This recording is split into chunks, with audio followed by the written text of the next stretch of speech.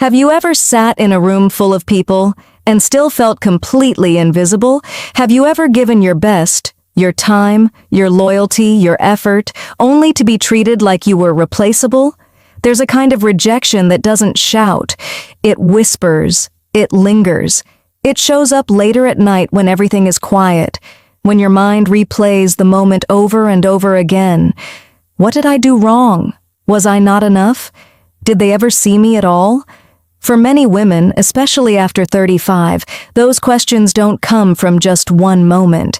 They come from a lifetime of experiences, relationships that didn't last, opportunities that slipped away, rooms where you were overlooked while someone else was chosen.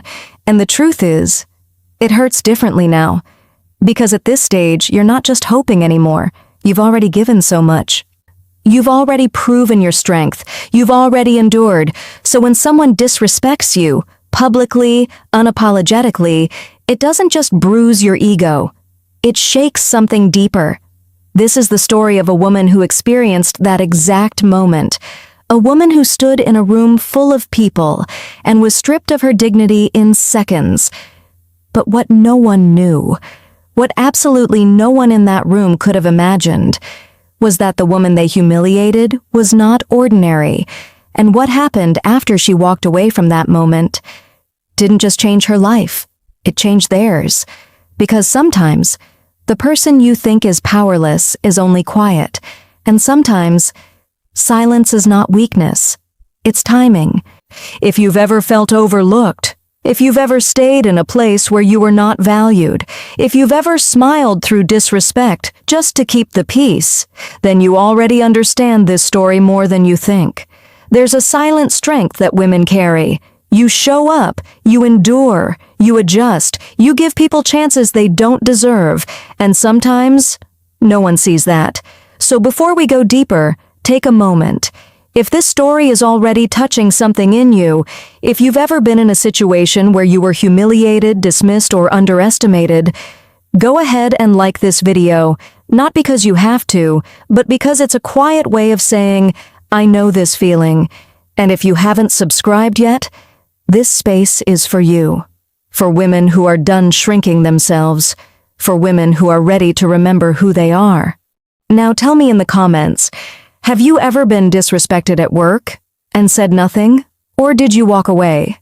Her name was Ada Okoye. She was 38 years old enough to have lived through disappointment, young enough to still hope for something more. Ada was the kind of woman people often misunderstood, not because she was complicated, but because she was quiet. She didn't feel the need to announce herself. She didn't fight for attention. She didn't dominate conversations. Instead, she observed. She listened. She carried herself with a calm dignity that came from years of learning how to survive without breaking. But that strength had a story behind it. Ada was not born into struggle. In fact, she came from a family whose name carried weight, real weight, influence, power, wealth that stretched across industries and borders. But from the outside, you would never know.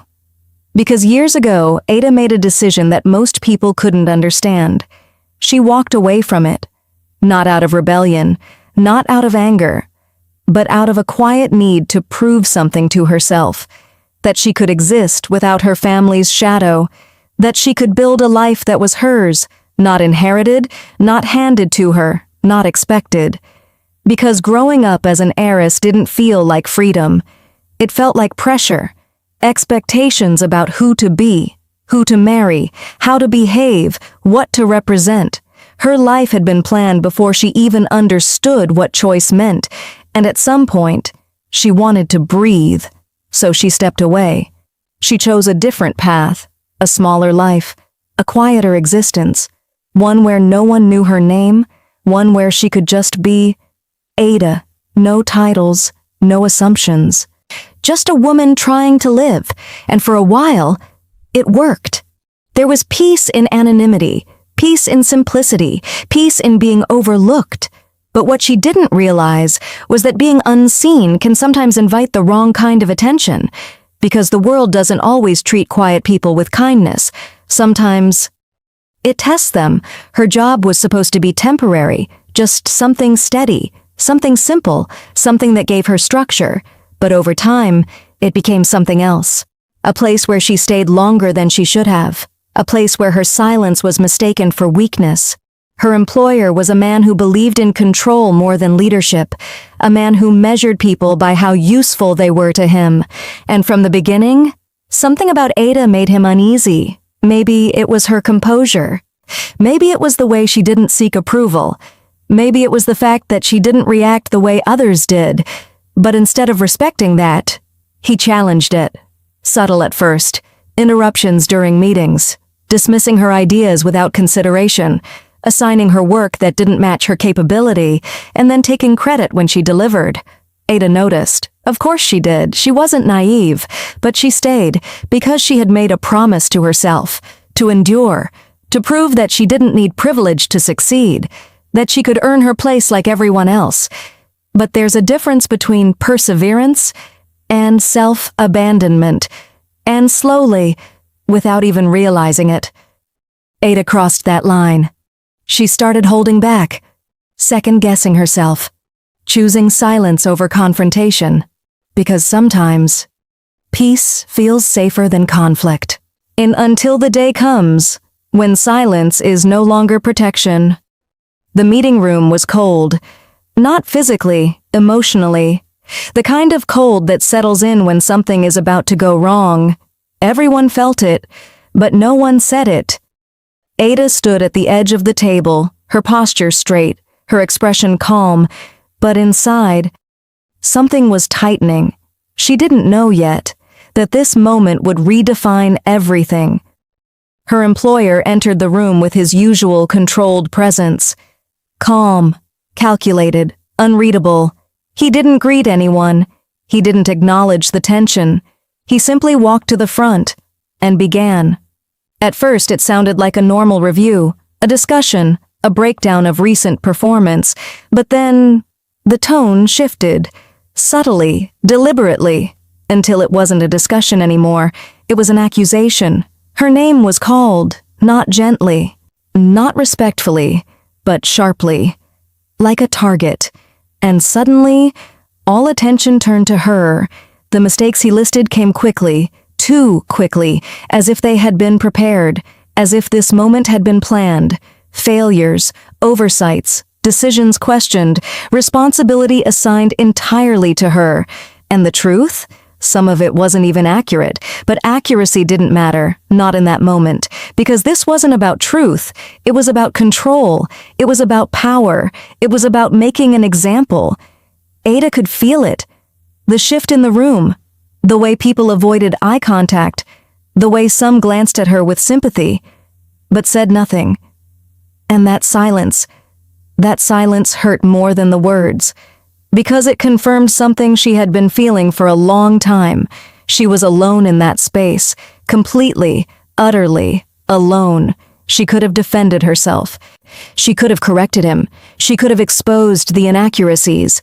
But something inside her held back, not out of fear, but out of clarity, because in that moment, she realized something important. This wasn't a misunderstanding. This wasn't a mistake. This was intentional. And arguing wouldn't change that. Then came the final words, the words that sealed everything. She was being terminated. Effective immediately. Just like that. No conversation, no private discussion, no dignity, just dismissal. In front of everyone. And for a second, time stopped. Not literally, but emotionally. Because humiliation has a way of freezing you, of making everything feel distant and sharp at the same time. She nodded. Once. Not because she agreed, but because she refused to break in front of them. She gathered her things slowly, deliberately. Every movement was controlled, because the only thing she had left in that moment was her dignity. And she wasn't going to let them take that too. Then she walked out, without a word, without looking back, and behind her. The room remained silent, but what they didn't know, what none of them understood, it was that they had just made a mistake they would never forget. Because Ada wasn't just leaving a job, she was leaving a version of herself behind, and what came next would change everything. But what happened after that moment didn't look like revenge, not immediately. There was no dramatic confrontation, no instant exposure, no sudden display of power. Instead, there was silence, a quiet withdrawal, a space where emotions settled, where thoughts became clear, and that silence confused people because they expected a reaction. They expected anger, breakdown, response. But Ada chose something different. She chose stillness, and in that stillness, something unexpected entered her life. His name was Jahoon. He was Korean, and everything about him felt different, not loud, not overwhelming, just steady. He first noticed her in a quiet place, not in her pain, but in her presence, because even in silence, Ada carried something undeniable, a depth, a calm, a strength that didn't need to be announced. Jahoon was not the kind of man who imposed himself. He observed, he respected space, he understood restraint in a way that felt rare. And when he approached her, it wasn't intrusive, it wasn't forceful, it was intentional, measured, kind. He didn't ask her to explain herself he didn't demand her story, he simply showed up, consistently. And sometimes, consistency is the most powerful form of care. He listened, not to reply, but to understand. He noticed the pauses in her words, the moments where she almost said something, then chose silence instead. And instead of pushing, he allowed her to take her time. That kind of patience, it was unfamiliar to her because she had spent years in environments where she had to prove herself, where she had to earn attention, where she had to fight to be heard. But with him, there was no performance, no pressure, just presence. And slowly, very slowly, something inside her began to shift. She started to feel seen, not for what she could offer, not for what she could do, but for who she was. And that feeling, it changes you. It softens the parts of you that have been guarded for too long. If this story is touching you, if you've ever experienced a moment where someone truly saw you after a long time of being overlooked, take a second to like this video, because those moments matter more than we often realize. But not everyone welcomed that connection, because when something real begins to grow, the world has a way of testing it. People noticed, they always do, an African woman, a Korean man, different backgrounds, different expectations, different worlds, and suddenly, their connection became something others felt entitled to question. Whispers started, subtle at first, then louder, questions about compatibility, about culture, about what it meant. Some framed it as a concern, others as judgment, and pressure began to build, from outside, from within, from the quiet fears that both of them carried. Because connection is one thing, sustaining it is another. And sometimes, the strongest feelings face the hardest tests. The breaking point didn't come all at once. It came in fragments, in moments where doubt crept in, where past wounds resurfaced, where the weight of everything became too much.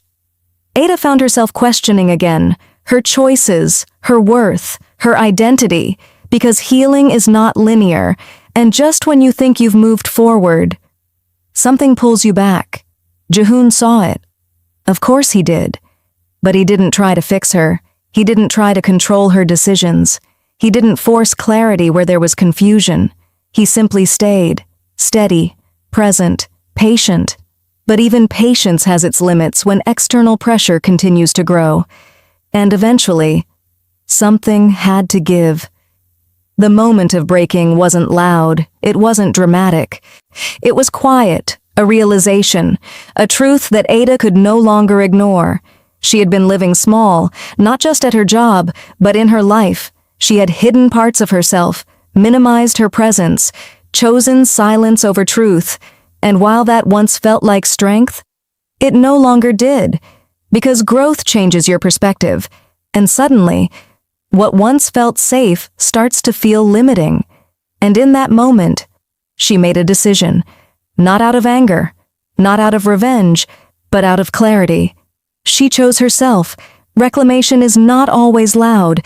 Sometimes it's a quiet shift, a boundary, a decision to no longer accept less than you deserve. Ada stopped shrinking, stopped explaining, stopped waiting for validation.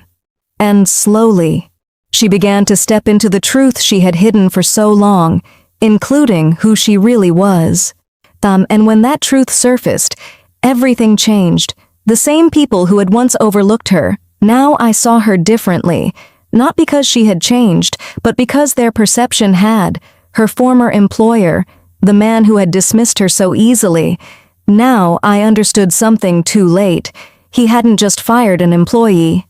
No, he had disrespected someone far more powerful than he realized, but the most important shift was not in their reaction, it was in her peace, because for the first time, she wasn't seeking approval, she wasn't proving anything, she simply knew her worth, and that knowing is unshakable. Ji-hoon stood beside her, not as someone who completed her, but as someone who respected her, who saw her, who chose her, and that was enough. Sometimes life will break you in front of people who never deserve to witness your vulnerability. But that moment, it's not the end. It's the beginning of clarity, of strength, of remembering who you are, because you were never less. They just failed to see you. If this story resonated with you, if you've ever had to rebuild yourself after being disrespected, take a moment to like this video, share it with someone who needs to hear this, and subscribe, because there are more stories waiting. And before you go, tell me in the comments, if you were in her position, would you have revealed the truth or walked away in silence? Because sometimes, your power isn't in what you say, it's in when you choose to say it.